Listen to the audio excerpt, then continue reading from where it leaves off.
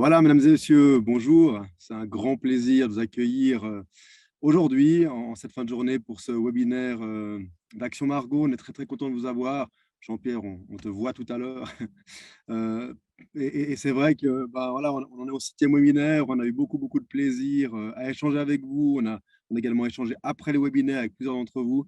Donc, c'est toujours un tout, tout grand plaisir de passer ce moment avec l'équipe d'Action Margot et avec les intervenants de qualité qu'encore une fois, on vous a concocté. Voilà, comme vous le savez, puisque ça fait un petit moment que que vous vivez des webinaires, hein, vous allez pouvoir poser des questions, vos questions à tout moment en fait du webinaire. On va essayer d'y répondre en temps réel. Et pour ça, vous avez la fonction Q&A ou Q&A en fonction de la langue de votre browser que vous pouvez utiliser. Les intervenants vont essayer pendant la conférence, non pas pendant qu'ils parlent, hein, mais juste après, très certainement, on va essayer de répondre à vos questions. Et puis, on pourra également reprendre certaines questions pendant la table ronde. Pour le déroulement de l'événement, eh bien, vous avez reçu le programme. Nous avons un programme de qualité avec une expertise, un partage d'expérience et puis après un témoignage, hein. On a pris l'habitude de respecter cette façon de faire. Ça permet de donner un petit peu de la profondeur à la dimension théorique. Donc, on se réjouit d'entendre Nadia, Emmanuel et Jean-Pierre dans quelques instants. Ils se présenteront évidemment tout seuls, nos intervenants. Ils ont beaucoup, beaucoup de choses à dire sur eux et évidemment à vous partager sur leur expérience. Voilà. Mon nom est Christophe Barmont, je suis cofondateur de Loïco, je suis également heureux membre du comité d'Action Margot et puis j'aurai le plaisir d'être l'animateur pour cette fin de journée et puis de passer la parole aux différents intervenants avant d'animer la table ronde qui sera cette table ronde nourrie par vos réflexions et nourrie par vos questions. On va tout de suite passer dans le vif du sujet. Je vais demander à Nadia. Chère Nadia, bienvenue. Nadia, tu es spécialiste en insertion professionnelle à la Fondation IPT et coach de vie. Donc, on se réjouit que tu nous fasses part de ton expérience sur la thématique d'aujourd'hui. Nadia, la parole est à toi. Avec plaisir. Merci Christophe pour cette introduction. Alors, je me présente succinctement. Donc, je m'appelle Nadia Tillman. J'ai un parcours, je travaille à la Fondation IPT, Intégration pour tous. Je suis en train d'aider les gens qui ont des problèmes de santé. Ça, c'est la mission de la Fondation IPT. Et puis, dans ce parcours, j'aide les gens qui ont eu des problèmes de santé physique, psychique, ou même avec des dépendances. Et l'idée, c'est de pouvoir les accompagner sur un changement d'orientation ou alors aller réveiller un petit peu les ressources qu'ils pensent ne plus avoir. Avant ça, j'étais donc recruteuse. J'ai travaillé dans les ressources humaines aussi, et puis pendant plus de 10 ans. Et un jour, j'ai eu justement cette belle rencontre avec cette fondation où je me suis dit: «Ah, mais il me faut quand même, je pense, changer de travail». J'avais besoin de changer de travail, vers les 40 ans. Et puis il y a 6 ans, j'ai rencontré, IPT et puis cette mission, leur valeur m'a plu et c'est pour ça que je suis devenue conseillère en insertion professionnelle. Donc depuis, plus de 50 ans, cette fondation œuvre dans l'accompagnement des gens en insertion et orientation professionnelle et puis on aide ces gens à retrouver, un parcours et qui respectent leur santé. Mon rôle, donc, c'est d'être conseillère, de les accompagner et puis en parallèle, après avoir fait une formation, en coaching aussi, en plus, il y a environ 3 ans, de 4 ans et ben, j'ai décidé aussi d'aider les gens qui en avaient envie, via, mon site internet Style Me. Voilà. Moi, ce qui m'anime aujourd'hui, c'est vraiment, le bonheur des gens, le changement et puis ma famille, bien sûr, et puis de réveiller les ressources que vous pensez qui soient endormies. Donc ça, c'est quelque chose qui est vraiment important pour moi et j'aime aussi énormément les voyages. Voilà, c'était une brève présentation en introduction et puis maintenant, on va parler effectivement de mon parcours d'expérience avec des gens que j'ai accompagnés qui ont eu aussi le cancer. Donc c'était important que je puisse un petit peu vous transmettre mon expérience par rapport à ça.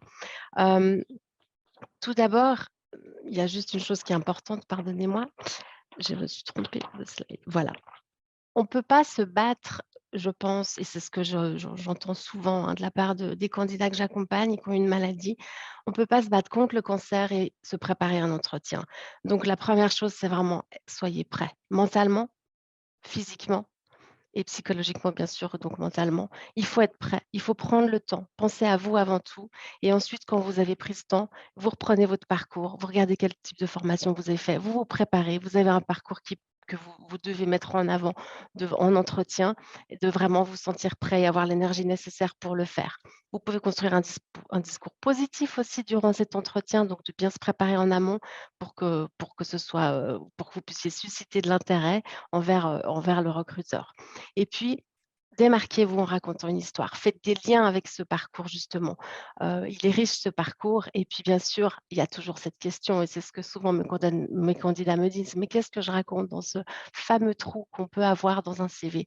Que ce soit 6 mois, 12 mois, 18 mois. Peu importe, c'est la façon dont vous allez l'aborder. Je pense qu'avant tout, c'est quelque chose d'important, c'est d'être authentique. Il y a des personnes qui me disent: «Je vais mentir, je vais dire que je suis partie en voyage pendant une année, parce qu'il y a un trou et que c'est pas bien». On pense que c'est pas bien effectivement d'avoir une inactivité d'une année. Aujourd'hui, je pense on peut pas être en suradaptation et de commencer à mentir envers un employeur et de se dire: «Non, bah, je suis partie une année», alors que c'est pas vrai. Il faut être fier de ce combat-là, je pense. En tout cas, et envers son employeur, il faut gagner cette confiance. Il faut leur dire les choses. Je vous expliquerai aussi après pourquoi, d'un point de vue d'une entreprise. Il faut adopter une posture d'égal à égal. Aujourd'hui, l'interlocuteur et la personne qui va vous recruter, elle est comme vous, elle est égal à égal.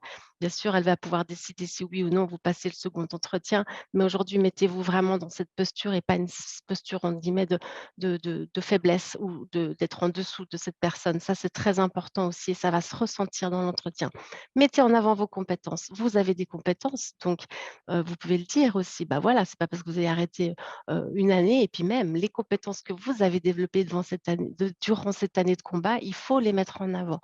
Idem avec les ressources. Vous avez des ressources aussi, que vous avez développées pendant votre maladie. Ça, c'est très important, la ténacité.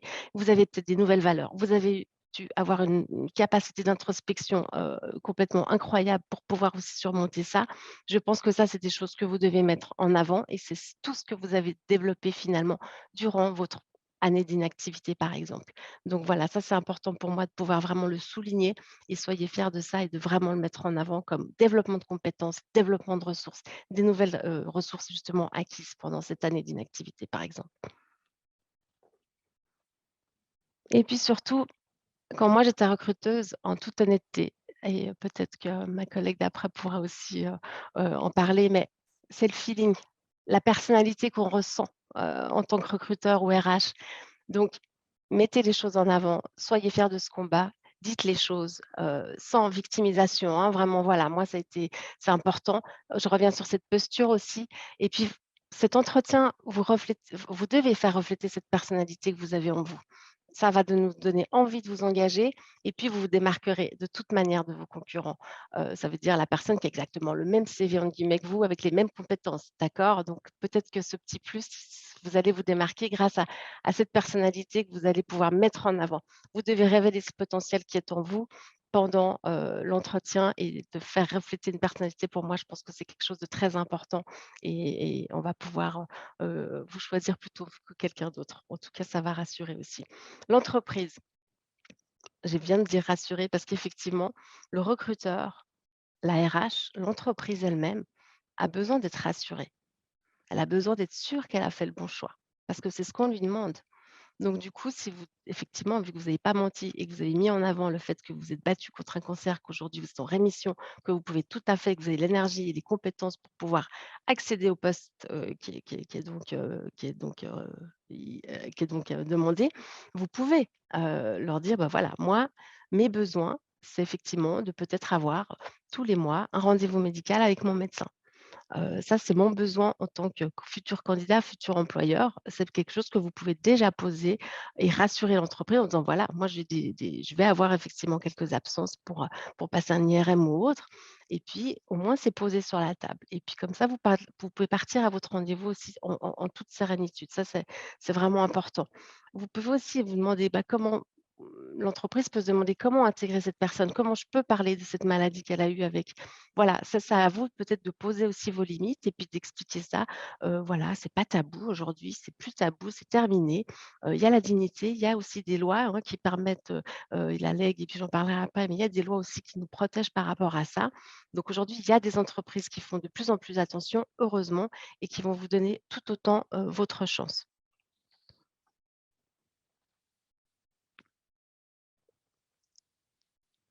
Donc il y a aussi en entretien par moment des questions un petit peu, inconfortables, je les appelle comme ça, celles où on ne s'est pas préparé ou celles où elles nous dérangent parce que le recruteur va être trop intrusif par rapport à cette maladie, par rapport à la maladie que j'ai eue, eh ben, je vous conseille toujours d'avoir des petites phrases magiques en disant: «Voilà, moi je suis prêt à toutes les questions. Si elles me dérangent, si ça fait quelque chose en moi et je ne suis pas à l'aise, dites-le. Je veux dire ça ne change rien à mon profil, ça change je suis pas à l'aise avec cette question et en plus de ça, potentiellement, il n'a pas à la poser». Donc vous pouvez le dire, vous pouvez fixer ses limites aussi et puis vous préparez, des petites phrases magiques en disant: «Voilà, moi ça ne change rien à mon profil, je ne comprends pas pourquoi vous me posez ces questions par rapport à ma maladie. Aujourd'hui, je suis complètement apte, j'ai une reprise d'activité à 100 donc cette question n'a pas lieu d'être».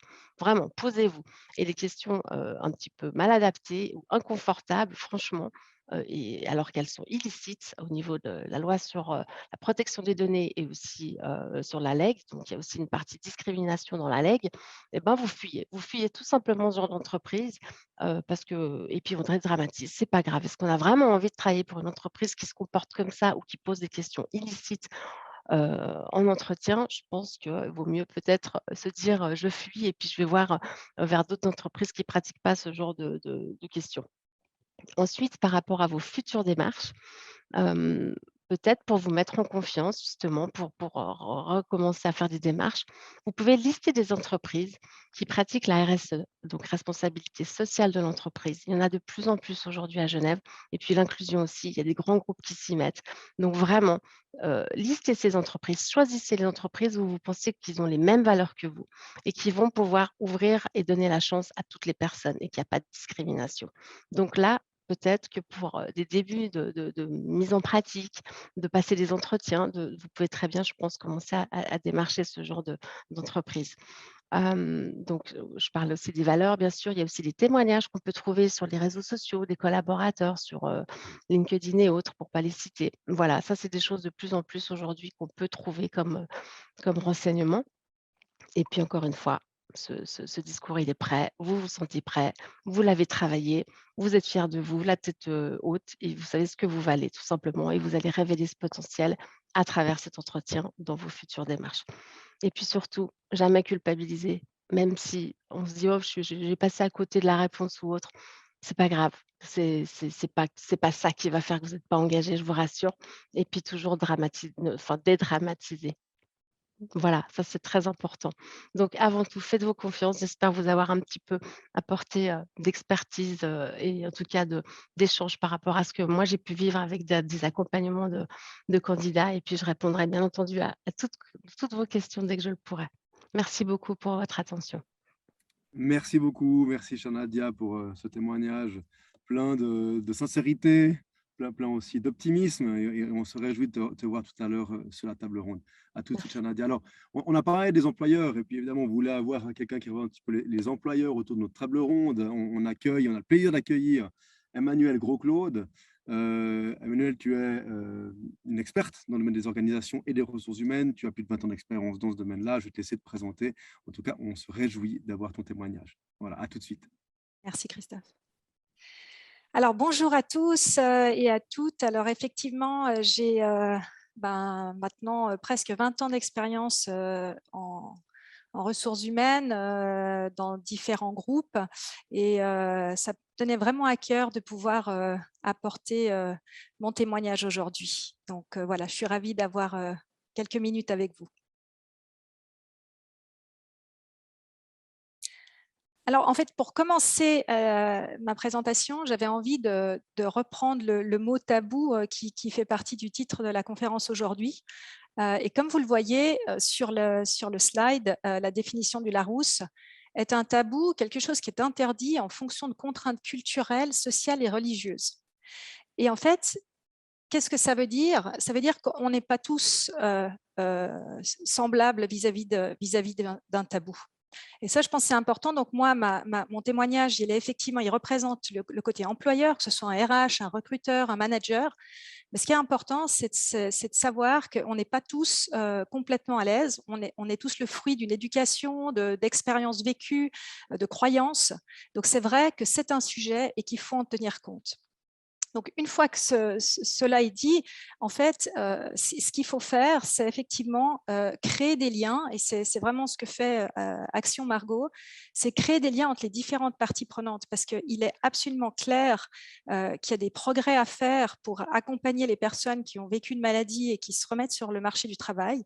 C'est vrai aussi, pour l'avoir vécu, qu'il y a aussi du travail à faire pour équiper les employeurs, les RH, les managers, lorsqu'ils sont confrontés à ces situations-là, parce qu'ils ne les ont pas forcément vécues. Alors, en ce qui me concerne, et aujourd'hui, je vais vraiment parler, j'essaie de représenter la fonction RH, mais c'est un témoignage qui est très personnel. Donc, en ce qui me concerne, pour moi, le cancer est définitivement pas un tabou. Moi, la place que le cancer aura, j'ai envie de dire, dans l'histoire de la relation que j'aurai avec l'interlocuteur, c'est l'histoire que l'interlocuteur va bien vouloir me partager. Comme je n'ai moi-même pas été confrontée à cette situation-là, il est clair que je serais extrêmement intéressée à comprendre ce que ça veut dire pour pouvoir vraiment réfléchir au champ du possible en tenant compte de cette information qui est partagée avec moi.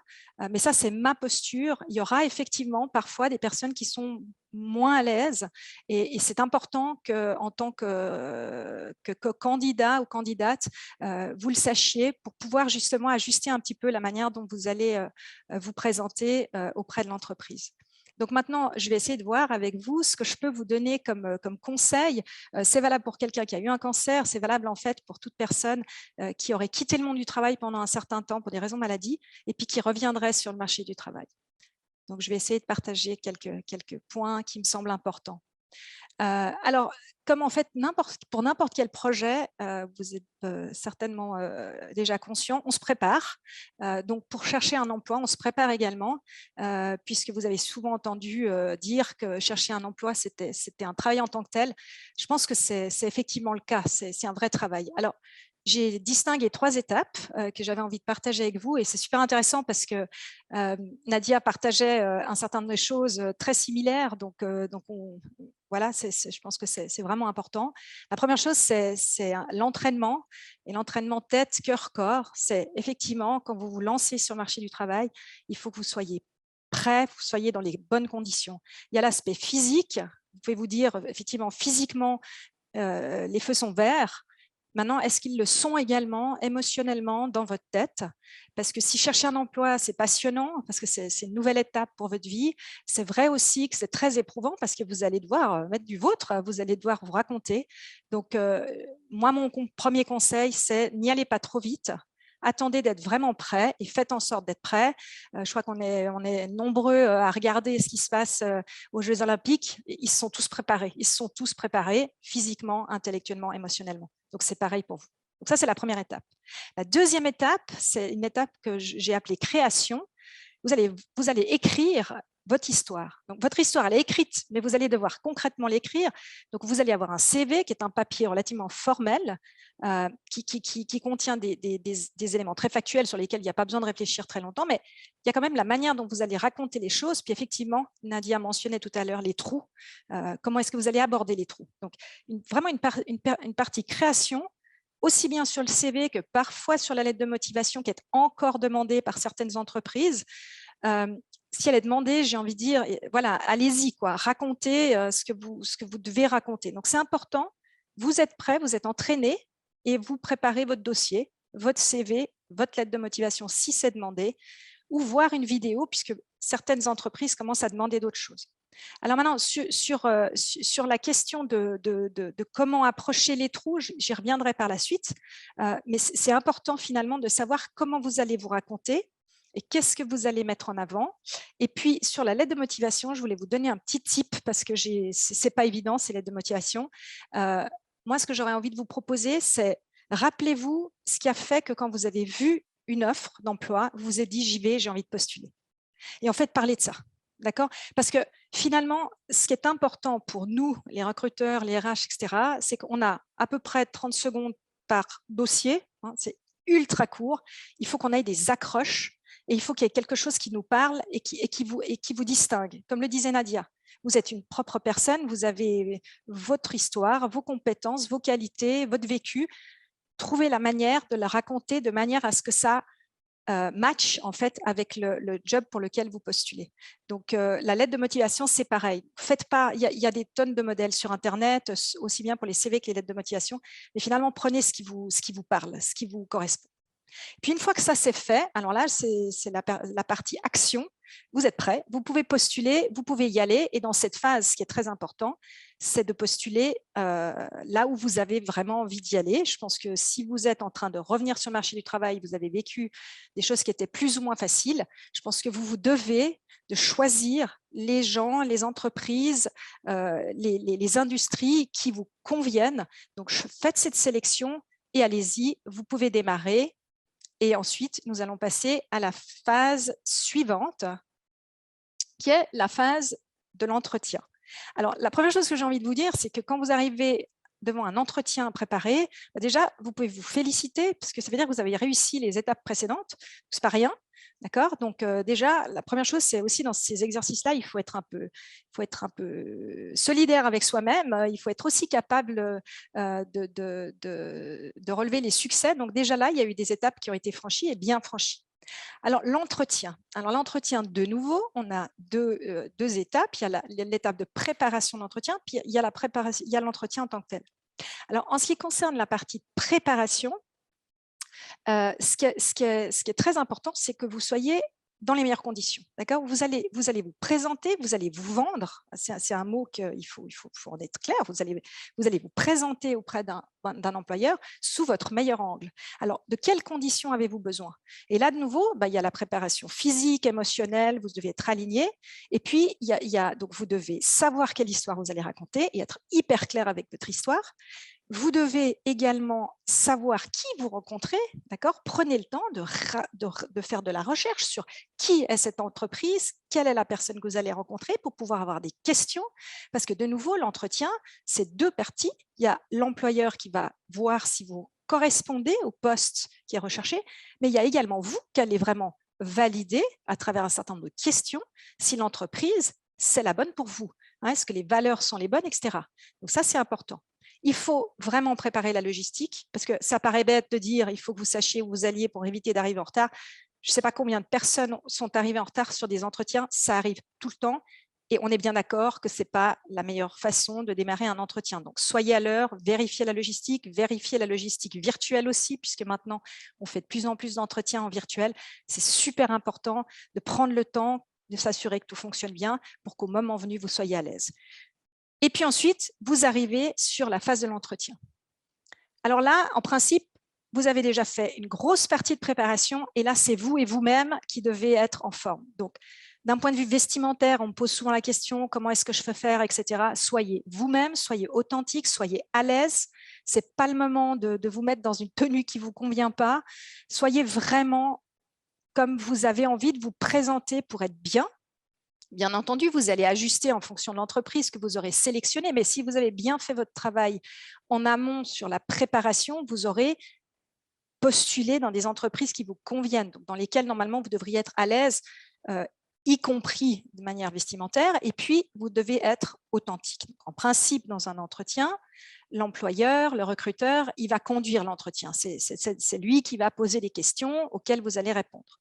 Donc le conseil, c'est vraiment d'être à l'écoute, pouvoir vraiment répondre aux questions qui vous sont posées.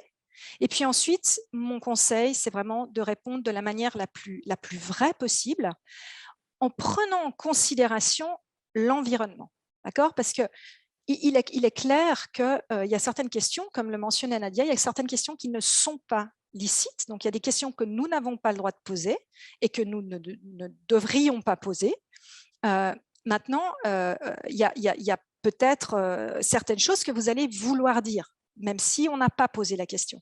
Donc, c'est vous qui devez vous sentir libre. En ce qui concerne les trous, c'est très, très clair que je vais poser des questions quand je vois qu'il y a des trous dans le CV. Parce que, en fait, mon objectif à moi, c'est de rencontrer la personne qui est en face de moi et de la connaître le mieux possible dans le laps de temps qui me sera donné pendant l'entretien.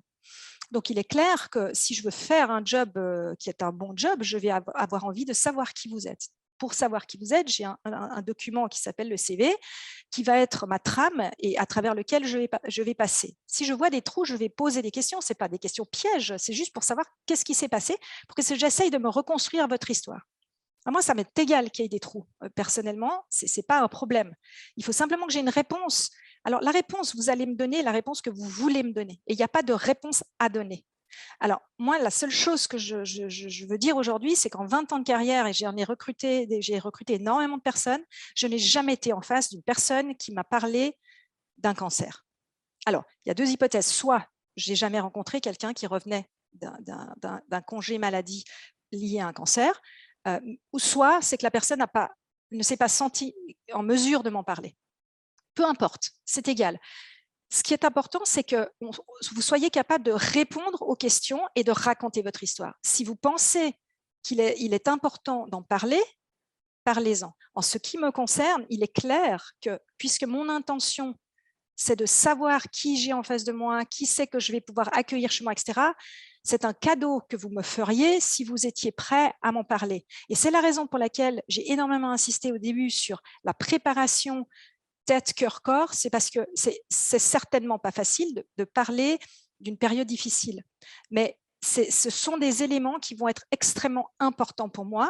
Et puis surtout, si j'ai une personne en face de moi qui a la générosité de partager ce qu'elle a vécu et que j'entends que cette personne s'est battue pour sa vie, que cette personne a une grave maladie et qu'elle a dû affronter. Enfin, pour moi, il y a plein de compétences qui ne seront peut-être pas mentionnées à travers les postes précédents. Enfin, si j'en nomme que quelques-unes, la résilience, la force de caractère, la capacité de rebondir, la capacité de gérer l'inconnu. Bon, je crois que là, voilà, c'est une énorme expérience de vie qui me sera racontée et qui forcément va également influencer mon choix. Du côté un peu plus difficile, bien sûr que je vais m'interpeller. Qu'est-ce que ça veut dire pour la suite? Est-ce que vous allez avoir besoin d'ajustements, etc. Mais encore une fois, si vous avez la gentillesse de m'en parler, la générosité de m'en parler, je vais pouvoir prendre en considération votre personne en entier et pas simplement un certain nombre de choses qui sembleraient être importantes et puis pas le reste. Non, en fait, moi, ce qui me concerne, c'est la personne qui est en face de moi en entier. Et puis, j'ai envie de m'assurer de pouvoir l'intégrer dans mon organisation de la meilleure façon possible. Donc, voilà. Mais c'est vous qui sentirez ce que vous êtes capable de raconter, ce que vous avez envie de raconter en fonction de la personne en face de vous, bien entendu. Et puis, je terminerai sur un point qui me paraît très important sur le dernier slide. C'est qu'en fait, et comme le disait Nadia, en fait, un interview, c'est une rencontre, et c'est une rencontre de deux personnes. Et une rencontre de deux personnes, il y a vous-même, qui avez un sacré boulot à faire, puisqu'on a vu toutes les étapes par lesquelles vous devez passer et sur lesquelles vous devez travailler. Mais sachez qu'il y a aussi une partie qui concerne l'employeur, le recruteur, le RH. Et puis ça, ce n'est pas chez vous, d'accord? Donc, on parlait des questions licites, illicites, et puis de jusqu'où est-ce que vous pouviez aller. Est-ce que vous allez parler? Comment est-ce que vous allez parler de la maladie? En fait, ça va dépendre énormément de ce que moi, en tant que recruteur, je vais être capable de créer comme condition. On est bien d'accord que moi, mon job, quand je rencontre quelqu'un, c'est de m'assurer que je crée un climat de confiance dans lequel le ou la candidate se sent en sécurité, se sent capable de partager, de raconter dans un endroit complètement sécurisant et complètement bienveillant. Si je ne suis pas capable de mettre en place ces conditions-là, il est absolument évident que la personne en face de moi ne va pas me raconter sa vie. Et elle ne devrait pas le faire d'ailleurs. Donc ça, c'est ma responsabilité. Je dois aussi m'assurer de garder suffisamment de temps parce qu'on va à la rencontre d'une personne. Ce n'est pas en 2 secondes, ce n'est pas au bout des 5 premières minutes qu'on va s'ouvrir. Donc, c'est aussi à moi de faire en sorte qu'il y ait suffisamment de temps pour que la personne en face de moi se sente à l'aise pour pouvoir partager un certain nombre de choses.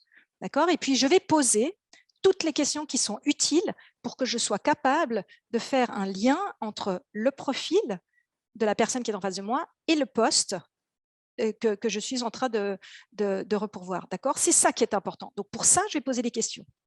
Les questions liées à la santé, sincèrement, à part quelques exceptions près, où effectivement, c'est important de s'assurer que la personne a les conditions de santé pour remplir le job, en principe, ce ne sont pas des questions que je vais poser. Je n'ai pas le droit de rentrer dans des questions liées à la santé, dans des détails. Ce n'est pas des questions qui sont forcément essentielles dans le cadre d'un recrutement. Donc, en principe, moi, je ne vais pas les poser, mais comme je le disais tout à l'heure, en fonction de l'environnement que j'aurais été capable de créer et de la confiance que j'aurais réussi à créer avec le ou la candidate, eh bien, je vais obtenir un certain nombre d'informations et des informations, bien entendu, que je vais traiter avec toute la confidentialité possible. Donc, vous devez répondre aux questions comme vous sentez.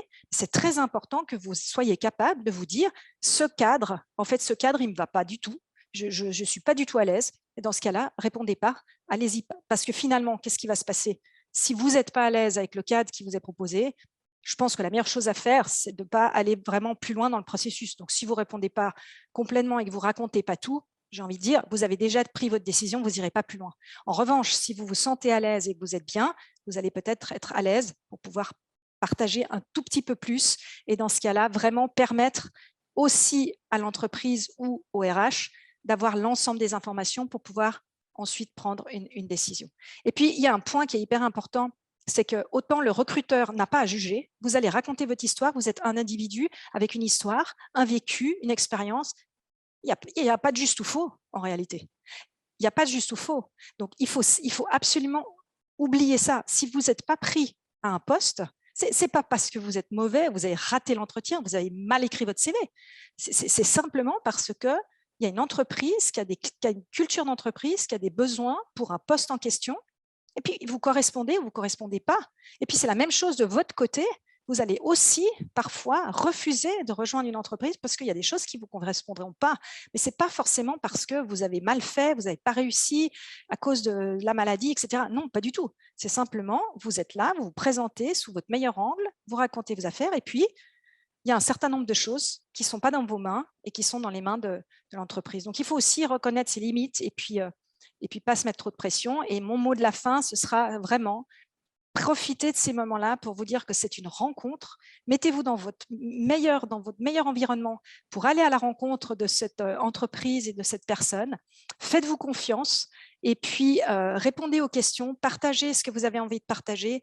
Et puis, vous n'avez pas toutes les cartes en main, donc vous donnez tout ce que vous pouvez donner. Et puis, il y a une partie de mystère. Et puis, je pense que c'est le mystère de la vie. Et puis, je pense que c'est aussi pour ça qu'elle est aussi belle, malgré certaines périodes qui ne sont pas forcément faciles pour tout le monde. Mais c'est comme ça qu'on devient encore plus fort. Donc voilà, merci beaucoup. J'espère avoir pu vous aider un petit peu.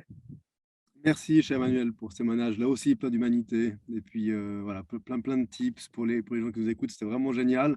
On te retrouve tout à l'heure sur la table ronde. Peut-être, c'est l'occasion de vous rappeler, hein, vous pouvez poser vos questions. Ces questions, déjà, vous êtes prolifiques. Hein, il y en a 8 qui ont été posées, 9 qui ont été posées. On a déjà 5 qui ont trouvé une réponse. Donc, merci à Nadia. J'espère que tu t'es pas trop claqué les doigts là, parce que tu as, beaucoup écrit là, dans les dernières minutes. Donc, voilà, pour vous rappeler que vous pouvez utiliser le question et réponse. Et puis, évidemment, si on n'a pas le temps d'y répondre en écrivant, on reprendra ça sur la table ronde tout à l'heure. Voilà, on va passer au dernier intervenant. On voulait avoir un témoignage de quelqu'un qui est passé par là, quelqu'un qui est passé dans ces processus qui ont été évoqués par nos deux préopinantes. Donc, cher ami Jean-Pierre, je vais te passer la parole, si tu es d'accord. Voilà, on va te voir arriver ici. Voilà, cher Jean-Pierre, on te voit, on t'entend. La parole est à toi pour ton témoignage et puis on se retrouve après pour la table ronde. À tout de suite, Jean-Pierre. Merci Christophe. Bonjour à tous. Je me présente brièvement, Jean-Pierre Burki. Je suis analyste technique trader dans les marchés financiers, plus de 30 ans d'expérience et je suis membre de l'Association suisse des analystes techniques. Je commencerai ma présentation et mon témoignage par répondre à une question. En fait, le cancer est-il un tabou? Je répondrai par oui et par non. Effectivement, ça dépend de quel côté on se place et il peut être pris oui ou non. Brièvement, je vais vous raconter mon histoire qui a débuté par en fait un premier licenciement en 2012 à 53 ans. Licenciement abusif, je précise, suivi d'une période de chômage de 2 ans, 2012-2014, suivi d'une période sans emploi des 18 mois.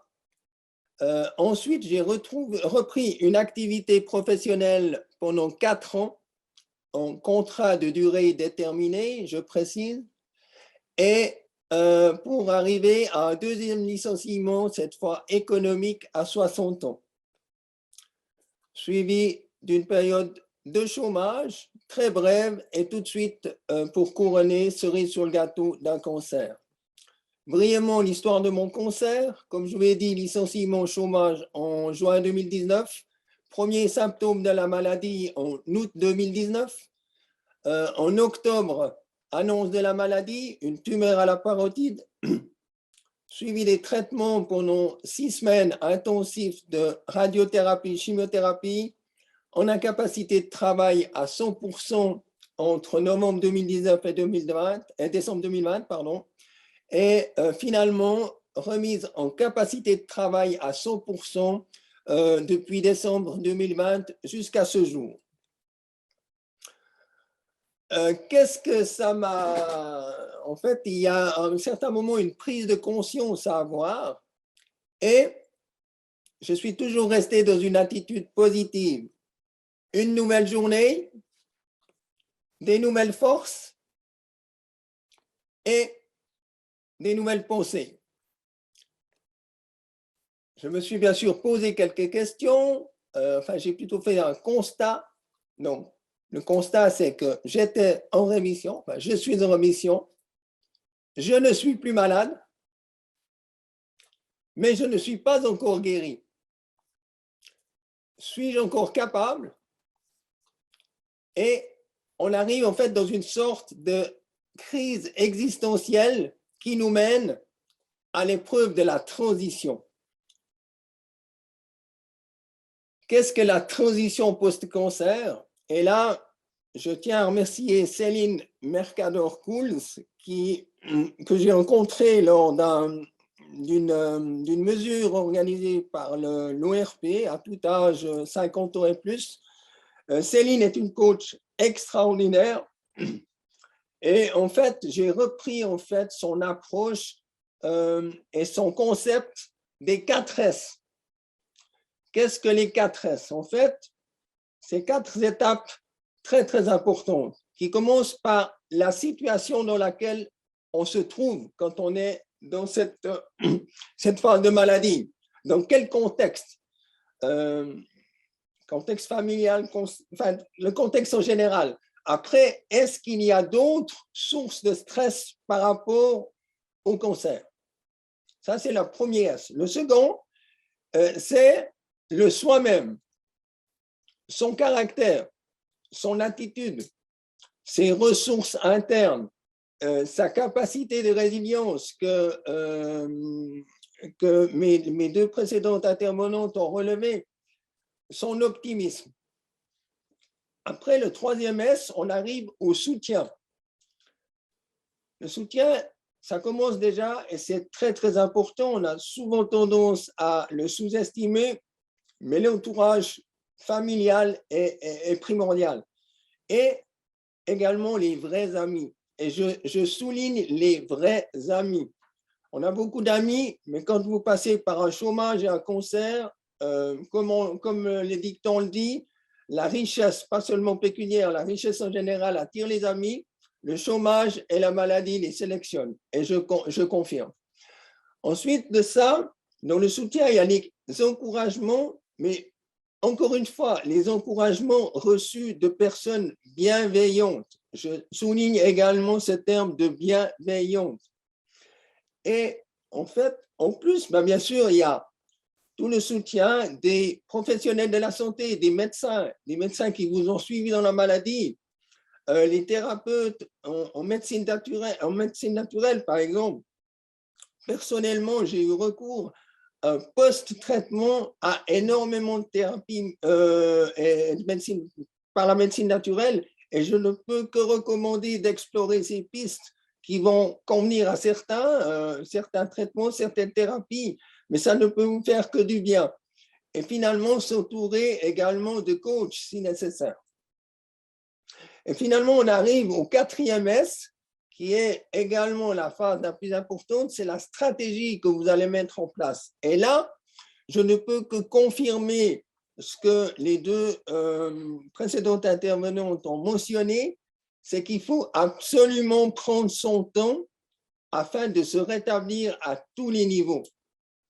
Ne pas vouloir brûler les étapes et surtout, je pense le plus important, c'est d'essayer, parce que ce n'est pas facile, je peux vous le dire, mais d'être dans le présent rationnel et non pas ou non plus dans le passé émotionnel. Et ça, pour un recruteur, c'est, je m'excuse, je fais des pléonasmes, mais c'est primordial également. Et après, tout ça nous amène à quoi? Mais simplement d'accepter cette situation. Et les passés, ça ne sert à rien de se plaindre, on doit faire avec. Donc, on va s'encourager, on va surtout ne pas s'isoler, on va s'entourer, je le répète, de personnes bienveillantes, on va rester toujours positif dans la mesure du possible. Il y a des hauts, il y a des bas, il y a des coups de mou, comme on dit, mais il faut garder cet état d'esprit positif. Il faut aller se ressourcer dans la nature ou selon ses envies personnelles, surtout se faire du bien, selon ses besoins personnels, se maintenir en forme par une marche quotidienne. La marche, c'est le meilleur sport que vous allez trouver, ou faire du sport selon vos envies également, avoir et faire attention à son hygiène de vie, à son alimentation, et finalement réseauter au maximum par tous les moyens. Après, on va arriver, enfin personnellement, je suis arrivé à faire un bilan et une réévaluation de la situation. Et j'ai fait le constat, la première chose, le constat suivant. C'est qu'effectivement, mais déjà, je l'ai expérimenté à 53 ans, sans la maladie, c'était très difficile de retrouver un emploi. Alors effectivement, avec une maladie en complément, en handicap supplémentaire, je dirais, on a, et je crois qu'il ne faut pas se voiler les yeux, une sensation d'un sentiment de rejet. Et comme l'a dit également Emmanuel, en général, on a un manque de connaissance de ce genre de maladie et de compréhension de la part de la majorité des RH, parce qu'ils ne sont tout simplement pas préparés à faire face à ça. Après, il y a une remise en question qui passe par les questions suivantes, et des questions toutes simples, mais super importantes. Finalement, qu'est-ce qui est bon pour moi? Qu'est-ce que j'aime faire? Quelles sont mes réelles compétences? À qui ou quoi je suis utile? Et, in fine, quelle serait mon activité idéale? Et on arrive au dernier stade qui est le choix, en fait. Et là, il y a des questions également à se poser. Si à force de persévérer, on ne trouve pas d'employeurs qui savent reconnaître les compétences d'une personne comme elle y a déjà été mentionnée, qui ont passé par des épreuves très difficiles, qui sont arrivés à s'en sortir en démontrant une force de caractère, une attitude positive, eh bien, il faut se poser la question si on est vraiment sur le bon chemin et s'il faut poursuivre ses recherches d'emploi dans le même domaine d'activité. Et faut-il envisager une reconversion professionnelle ou une activité indépendante avec, bien entendu, les avantages et les inconvénients? Et en fait, cette maladie m'a également ouvert les yeux et j'ai constaté que dans la vie professionnelle, enfin les cycles de la vie professionnelle se divisent en 3 phases.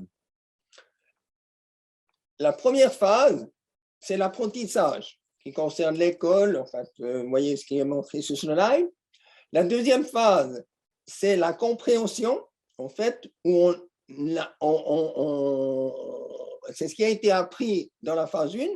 Et la troisième phase, c'est en fait ce qui a été appris et compris en phase 1 et 2. La majorité de la population s'arrête dans sa vie professionnelle à ce stade-là des 3 phases. Et en fait, avec mon expérience et les échecs que j'ai eu à retrouver un emploi, j'ai encore ouvert un peu plus les yeux et j'ai découvert qu'il y avait une 4e phase. Et en fait, la 4e phase est en fait la création qui débouche sur une activité indépendante et qui permet en fait une mise en valeur de ses propres compétences, une autonomie, un self-control et en fait une responsabilité tous azimuts. Et c'est finalement le choix que j'ai fait de me diriger vers une activité indépendante qui en fait se divise sur 3 axes, donc sur l'analyse technique, dans laquelle j'ai 30 ans d'expérience, dans le coaching, où j'ai eu l'occasion de coacher 250 personnes dans une grande banque de la place de Genève, et le partenariat qui met en avant mon côté altruiste. Le but du partenariat étant de mettre en relation les personnes qui cherchent un service ou une prestation avec les bonnes personnes. Au jour d'aujourd'hui, comme vous le savez, sur Internet, vous trouvez n'importe quoi. Vous ne savez pas qui est à l'autre bout. Mon but est de mettre en relation avec le réseau que j'ai développé pendant toute ma carrière professionnelle, les personnes en relation avec les bonnes personnes. Donc, j'ai créé ma société que j'ai appelée Ironman 8848. Ironman, non pas parce que j'ai effectué une épreuve difficile comme ça, mais simplement, c'est par rapport à la victoire, entre guillemets, sur mon cancer. Et 8848, comme vous le savez certainement, c'est l'altitude de l'Everest, le sommet le plus haut du monde, qui est en parfaite adéquation avec une de mes valeurs qui est l'excellence. Et en fait, on ne peut pas aller plus haut à pied que 8848. Donc, tout ça pour dire que c'est cette création, en fait, ce choix d'une activité indépendante est en parfaite adéquation avec mes valeurs, qui sont en fait la confiance, le respect et l'excellence. Et je clôturerai par cette citation qui est très importante pour moi et qui a beaucoup de valeur. Je vous remercie beaucoup de votre attention et j'espère que mon témoignage vous aidera pour la suite. Voilà. Merci. Merci Jean-Pierre, il nous a passionné ton témoignage. Merci beaucoup d'avoir partagé avec nous des épreuves de vie vraiment impressionnantes. Bravo pour là où tu en es aujourd'hui. Bravo d'être arrivé à créer ton entreprise. Précision, ce n'était pas l'Everest hein, sur la photo là, hein, il me semble, c'était plutôt 4478 dans le serveur. C'est une boutade, mais c'est juste pour te faire revenir chez Jean-Pierre, parce que maintenant on va faire revenir différents intervenants. On a envie de vous entendre encore, hein, vous avez déjà été prolifique et dans vos explications et en l'occurrence dans les questions auxquelles vous avez apporté une réponse, mais on va encore vous demander de travailler un petit moment. Voilà, Nadia, elle est là, Jean-Pierre est là, Emmanuel est là, voilà, on est tous là. Je vais également arrêter le partage d'écran pour qu'on puisse vous voir, pour qu'on puisse se voir. Donc, en tous les cas, un grand merci déjà pour le témoignage. C'était vraiment un moment super sympa passé en votre compagnie avec des témoignages forts, avec des expériences de vie, des expériences également de coaching, hein, de gens qui sont passés par ces moments difficiles. Alors, moi j'ai quelques questions. Alors, vous avez déjà beaucoup travaillé, répondu à 9 questions, mais malheureusement, pour vous, j'en ai encore. Déjà, la première chose, alors, une question un petit peu sous forme, je dirais, comment dire, essayer d'aller au-delà des convaincus, mais le cancer, finalement, c'est un avantage ou c'est un inconvénient pour retrouver un emploi? D'après tout ce que vous avez pu poser sur la table aujourd'hui, je ne sais pas qui vous répond à cette question, je ne voulais pas spotter une personne et puis la prendre au dépourvu. Peut-être, je ne sais pas, Jean-Pierre, vu que tu es chaud maintenant, pour toi, finalement, alors, on ne peut pas dire que tu as finalement retrouvé un emploi, mais tu as créé ton entreprise. Et dans cette logique, peut-être plutôt que de retrouver un emploi, mais dans la logique de la poursuite de la carrière professionnelle, oui. C'est un avantage ou c'est un inconvénient pour toi? Alors moi, je le prends clairement comme un avantage, tout simplement parce que ça m'a ouvert les yeux. Et j'ai compris, il m'a fallu 30 ans pour comprendre que dans la vie, il y a des choses qu'on peut contrôler et d'autres qu'on ne peut pas contrôler.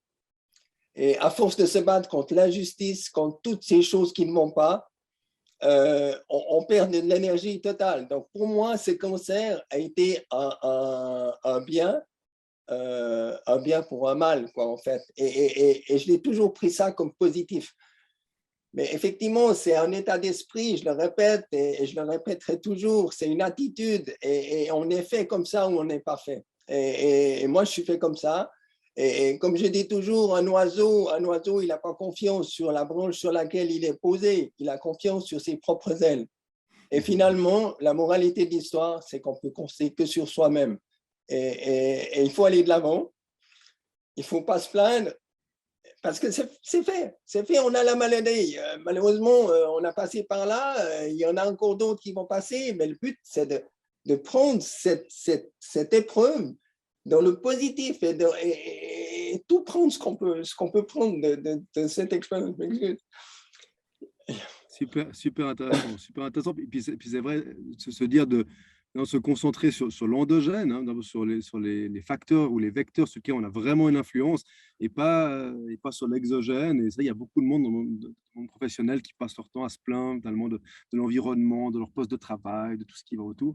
Et c'est vrai que si on se concentrait sur là où on avait vraiment les leviers d'action, c'est vrai qu'on gagne et du temps et de l'énergie. En tout cas, voilà, Jean-Pierre, merci beaucoup pour le témoignage. Peut-être Emmanuel, sur ta posture finalement de RH, d'ex-DRH et aujourd'hui qui accompagne les RH, le cancer, avantage ou inconvénient?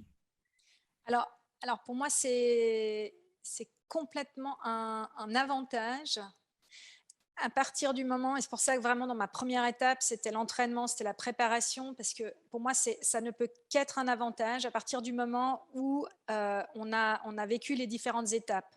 Et pourquoi un avantage? Parce que finalement, on doit se connaître mieux qu'avant. En fait, on se rend quand même compte que plus on avance, on a tous des crises qui sont plus ou moins graves, plus ou moins importantes. J'imagine que de passer par un cancer, c'est une énorme crise. Mais du coup, je peux aussi imaginer que voilà, ça vous remet les fondations en place, on repose des questions, mais qu'est-ce que j'aime faire? Comme le disait Jean-Pierre, qu'est-ce que j'aime faire? Où sont mes forces? Où sont mes talents? Et à partir du moment où on a fait cet exercice-là, pour moi, c'est tout bénéfique parce qu'on va aller chercher des jobs qui nous correspondent vraiment, ce que très souvent, on ne fait pas avant que quelque chose nous force à nous poser les bonnes questions. Donc pour moi, c'est un avantage une fois qu'on a fait le chemin et qu'on a compris aussi ce qu'on avait acquis en fait grâce à la maladie, à travers la maladie. Merci beaucoup. Peut-être Nadia, autre question pour toi, hein, sur la question, puisque c'est ton domaine, hein, de l'accompagnement. Finalement, de ton expérience, hein, qu'est-ce que l'accompagnement a pu apporter de plus finalement, donc le plus important pour toi, ou les éléments les plus importants dans les bénéfices de l'accompagnement pour une personne en rémission et puis qui cherche du travail? Alors juste avant, j'ai envie de aussi dire, on a le droit de dire que ça va pas. Parce qu'on entend beaucoup de positivité. Alors bien sûr, on est là pour vous donner aussi de la positivité et on en a besoin. Mais il y a des moments où il y a des jours où ça va pas. Et je crois que c'est important de le dire. Alors moi, je leur dis, c'est un espace d'écoute, un espace bienveillant. Dans les bureaux, on a le droit de dire, on a le droit de dire aujourd'hui, enfin toutes ces choses-là où finalement, il faut exprimer aussi ses émotions. On a le droit d'être en colère. Et une journée, on a le droit d'être en colère, fâché, c'est injuste, etc. Et ça, c'est hyper important de pouvoir le poser aussi, à mon avis. Donc, j'avais aussi envie de mettre un peu d'émotions finalement négatives et on a le droit de les vivre et de les accueillir, puis ensuite passer à l'émotion nouveau positive. Ça, c'est la première chose que j'avais juste envie de rajouter. Maintenant, l'accompagnement, qu'est-ce que ça a apporté? C'est, je pense, réveiller les ressources, vraiment. C'est redonner confiance. Souvent, on arrive chez nous, c'est je ne vaux plus rien. La première chose que j'entends régulièrement, ça va répondre à une des questions aussi qu'on a reçues sur le chat, je vaux plus rien. Non, et là on recommence. C'est comme on dit chez nous, on construit les fondations et ensuite on construit la maison. D'accord? Et on recommence, on refait ses fondations, et ensuite on monte le toit à la fin. Voilà, ça c'est important. Donc je pense que c'est surtout ça. J'espère avoir répondu. Je crois que j'ai aussi oublié un bout de ta question, Christophe. Non, c'était très C'est bien. bon? Non, c'était OK, excellent, Nadia, comme parfait. d'habitude. Emmanuel, peut-être sur la question des RH. Est-ce que les RH sont suffisamment préparés finalement à ces situations? Et puis, sinon, enfin, comment est-ce qu'on peut les y préparer? C'est vrai qu'il y a une chose qui moi, m'a marqué. Alors, non, c'est indirectement la faute aux ressources humaines, mais c'est vrai avec tous les recrutements que tu as fait, qu'on ne t'ait jamais dit finalement qu'on avait été malade et puis qu'on était aujourd'hui guéri, c'est vrai que c'est quand même assez marquant ça. Oui, absolument. Non, alors sincèrement, non, on n'est pas préparé. On n'est vraiment pas préparé. Et je pense que vraiment, ça a été un tabou. C'était d'ailleurs intéressant parce que je pense qu'il y a aussi un aspect culturel, hein. Là, pour préparer cette réunion, j'ai échangé avec des collègues français et j'étais surprise de voir à quel point ils étaient alors encore plus stricts sur la conduite de l'entretien parce que voilà, parce que le droit social différent du droit suisse. Donc là, non, un tabou encore plus important que la manière dont je l'ai vécu ici. Donc non, on n'est pas préparé. Alors, qu'est-ce qu'on peut faire? Je pense que c'est vraiment, moi, c'est pour ça que je trouve assez impressionnant ce que Action Margot est en train de mettre en place. Je crois que ce qu'il faut vraiment, c'est effectivement, pour éviter d'en faire un tabou, c'est de parler, c'est de raconter, c'est d'éduquer, c'est de mettre les personnes les unes avec les autres. Je pense qu'il manque encore des intervenants. Il y avait une question sur la problématique des assurances maladie. Effectivement, c'en est une. Il y a problématique, effectivement, moi je dis, il faut prendre le temps. Il faut prendre le temps pour arriver, parce que je rejoins Nadia, on a le droit de ne pas être bien. C'est vrai que quand on est devant un recruteur pour un entretien d'embauche, je pense que là, on a envie d'être bien pour rassurer justement. Donc, mais parfois, il n'y a pas le temps, parce qu'il y a une pression financière, etc.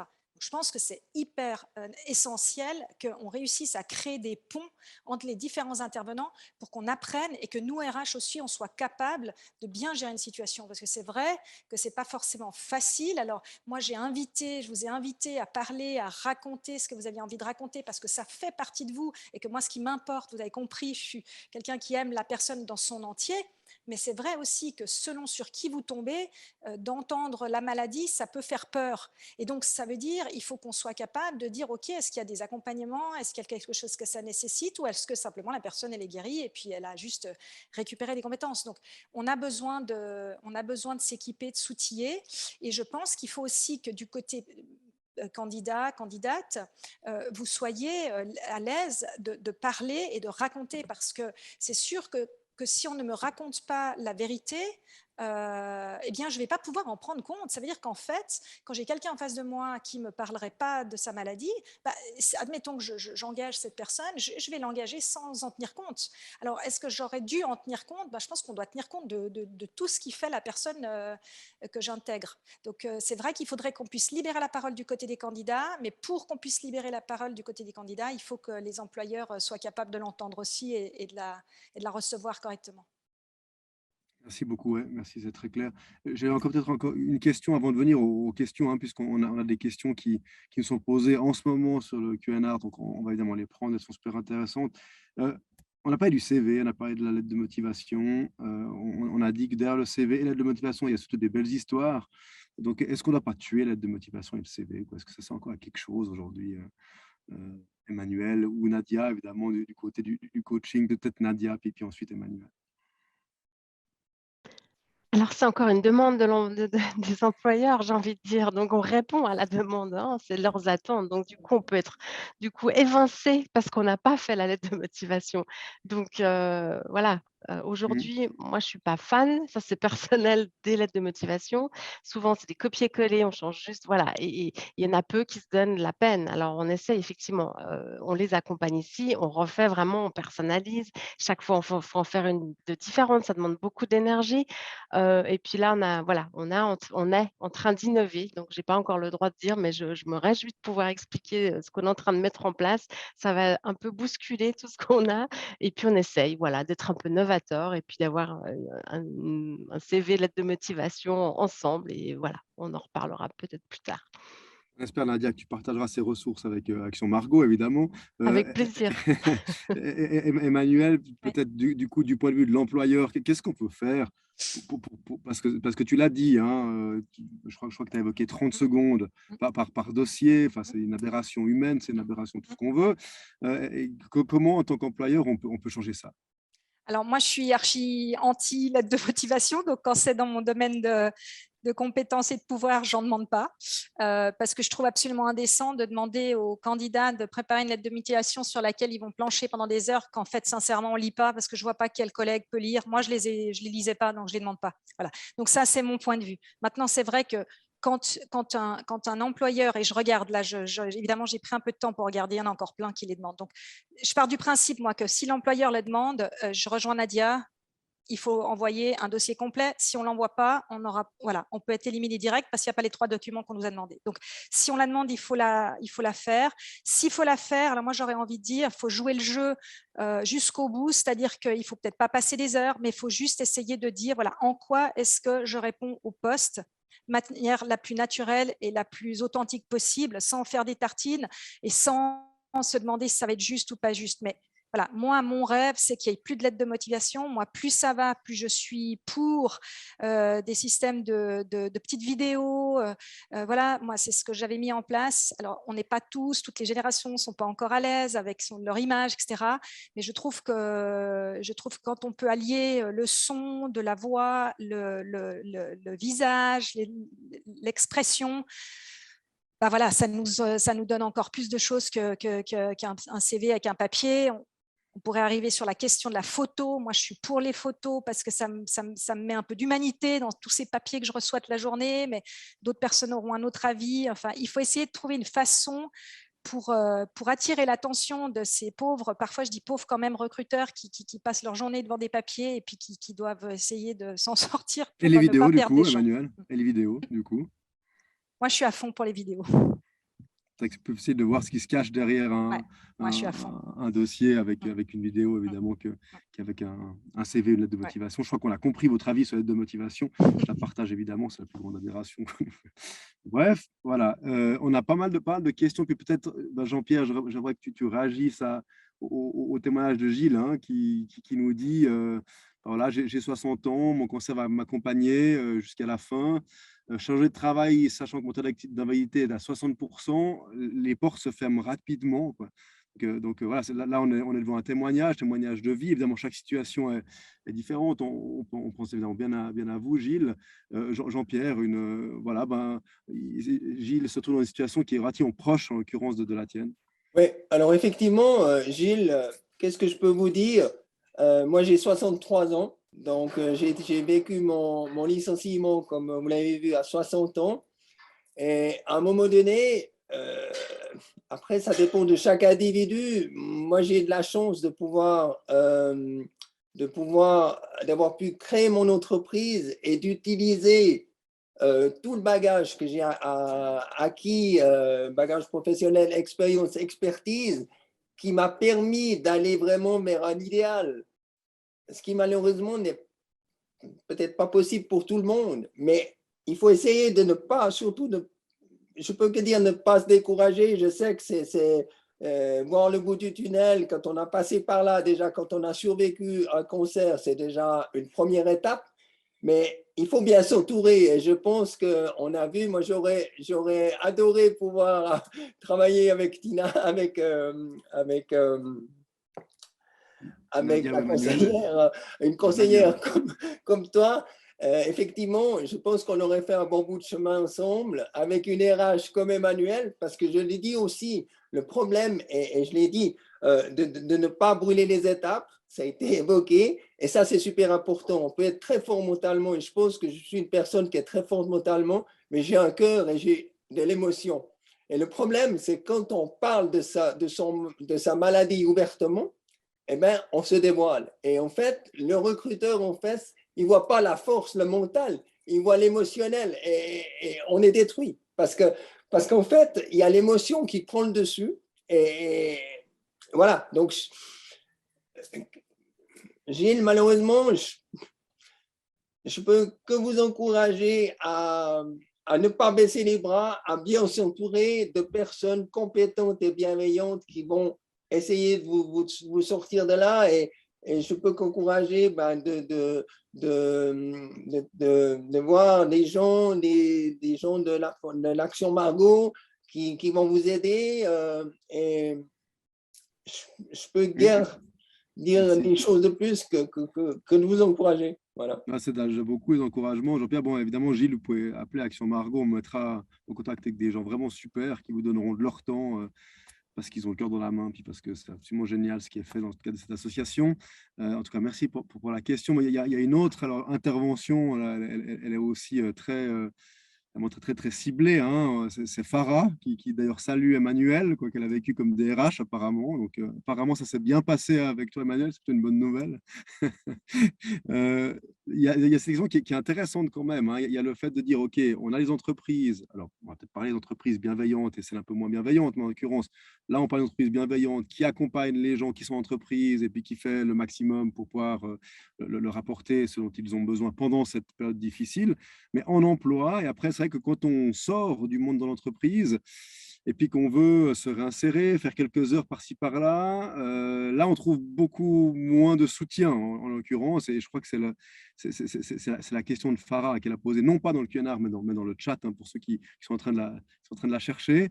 Peut-être, je ne sais pas, Emmanuel, je vois que tu es en train de lire, mais pour te gagner du temps, est-ce que, après des mois hors du marché du travail, c'est difficile de retrouver l'impression qu'on n'a aucune chance de trouver un job? Est-ce que pour une entreprise, c'est possible finalement d'offrir des temps partiels, d'offrir de l'emploi en mode réinsertion, etc. Et quels moyens on a? Ouais. Alors, merci Farah. Oui, j'étais en train de regarder dans les Q&A, donc je n'avais pas vu tout de suite l'intervention de Farah. Alors, c'est vrai que ce n'est pas simple, hein. Moi, je pense que ce n'est pas simple. On a encore du travail à faire. Je pense qu'il faut cerner les problèmes. Il y a la personne qui a été malade, qui s'est soignée, qui est en forme, qui n'a pas trop j'ai envie de dire, de contraintes. Et puis là, faut y aller. Il y a la difficulté de revenir et de raconter son histoire. Mais ça, j'ai envie de dire, c'est une partie de la population. Après, il y a une autre partie de la population qui effectivement revient. On l'a vu tout à l'heure avec Gilles, avec des contraintes quand même assez importantes. Peut-être Farah avec voilà, plus de temps passé sans emploi, etc. Et là, c'est sûr que c'est d'autant plus compliqué. Je pense que ce qui est important, c'est le réseau. Moi, je pense vraiment, parce que pour chercher du travail, moi, je l'ai vécu, enfin, sincèrement, on peut avoir un dossier en béton, etc. Quoi qu'il en soit, c'est hyper difficile, parce que c'est hyper difficile de solliciter les gens. Il y a de plus en plus d'intelligence artificielle qui font que vos dossiers, ils passent à la trappe. Enfin, franchement, il y a toutes sortes de choses qui fonctionnent pas, à mon avis, malade ou pas malade. Donc, je pense que ce qui est très important, c'est de se mettre tous les moyens à disposition. Donc, il y a le réseau. Moi, je pense que c'est très important d'utiliser le réseau. C'est très important d'utiliser, voilà, il y a des cabinets d'outplacement, il y a des coachs, il y a la réinsertion, etc. D'avoir un maximum de personnes qui vont vous aider à connecter. Ça, c'est la première chose. Après, il y a des environnements qui sont plus ou moins propices. Je pense que c'est vraiment important. Et moi, je sais que l'environnement que j'ai quitté, j'ai malheureusement été des fois confrontée à la situation de ne pas pouvoir accepter de faire des temps partiels ou d'accommoder parce que ce n'était pas possible. En fait, réalistiquement parlant, je n'allais pas pouvoir aider la personne. J'allais la faire venir et ça allait réexploser quelques mois après. Dans ces cas-là, il faut être capable de les orienter ailleurs. Donc, je pense encore une fois que il ne faut pas dire que la situation est simple, elle n'est pas simple. Il y a certaines entreprises qui vont être capables d'être flexibles et d'organiser des conditions. Il y en a qui ne le seront pas. Et je pense que ça, c'est une chose importante à reconnaître. Et puis après, il y a vraiment le réseau. Pour moi, c'est le réseau qui est hyper important. Merci beaucoup. Il y a Nadia qui voulait réagir aussi. N'oubliez pas qu'on est aussi dans un système social. Il faut aussi pouvoir bénéficier de ce système. Que vous soyez au chômage, ils ont des mesures d'insertion pour vous. À vous, parfois, d'être moteur aussi dans ce projet parce que parfois, ils n'ont pas le temps ou bref, voilà. Mais c'est à vous de pouvoir dire, voilà, je sais qu'il y a des mesures d'insertion qui existent. Il y en a une pléthore, franchement, sur le marché genevois. Ensuite, l'AI. Je vous recommande vivement parce qu'effectivement, ils ont beaucoup de dossiers, ça prend beaucoup de temps. À partir du moment où on est malade et dès le 31e jour, on peut le faire, vous faites une demande d'AI. Ça s'appelle la détection précoce, donc intervention précoce. Tout de suite, tout de suite, tout de suite, on n'attend pas parce que l'AI a beaucoup, beaucoup de moyens pour pouvoir vous aider dans des projets. Donc, en intervention précoce, on a le droit aussi à une formation à hauteur de 10 000 francs en IP, par exemple. Ça, c'est aussi des choses qu'on ne sait pas et qu'on ne nous dit pas forcément. Ensuite, on peut avoir des mesures d'orientation si on peut en avoir, hein, si on a le droit d'en avoir en fonction de certains calculs. Et puis, ils peuvent aussi encore vous aider à reconstruire un projet ou alors vous placer ailleurs, peut-être potentiellement aussi, si vous avez toujours le droit d'exercer votre métier et que vous respectez votre santé. Mais vraiment, ceux qui sont, par exemple, à l'aide sociale, idem. Même à l'aide sociale, on forme aussi, hein. Il y a des formations qui peuvent être possibles. Donc, n'oubliez pas de demander à votre assistant social, à votre assistante sociale ou assistant social, à votre conseiller, que ce soit AI, conseiller ORP, vraiment. Laissez-vous pas faire, j'ai envie de dire, et n'attendez pas. Soyez acteur du projet. Plus vite on le sera, mieux ce sera. Voilà, ça c'est vraiment un gros, gros tip, c'est un gros conseil que je vous donne. Merci beaucoup Nadia. Et puis évidemment, il y a Action Margot qui peut vous aider donc, tout à fait gratuitement si vous avez une situation comme ça à trouver avec nos coachs, à trouver la bonne personne, à actionner la bonne compagnie d'assurance, le bon prestataire social, etc., etc. Donc vraiment, n'hésitez pas.